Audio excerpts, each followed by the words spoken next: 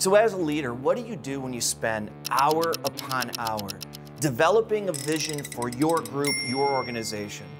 You deliver it to your team and they respond less enthusiastically than you would have hoped. You've been there.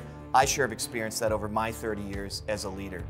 But a few days ago, I got a call from a friend of mine. His name is Joe. And Joe had laid out a vision for his organization where he was combining a number of groups within his company under one leader in order to create some efficiencies, remove some silos, and there was some other reasons for it.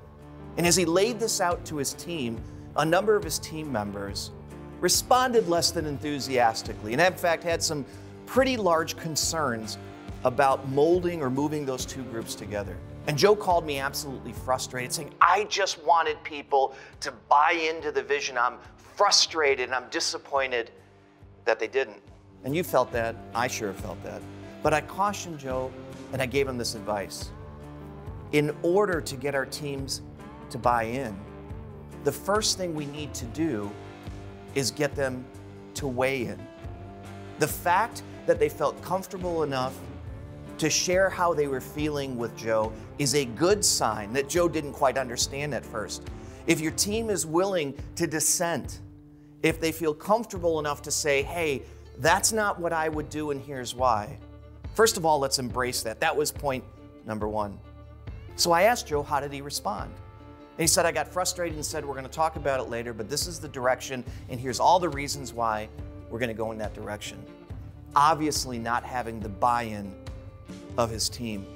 My advice to him was to go back to the team and get them involved in the process, acknowledging some of those concerns, maybe even validating them, and then saying, look, if we're going to go down this path, those are some wonderful concerns that I didn't even think about. How would we address them to make sure that those concerns don't come up as we go down this transition?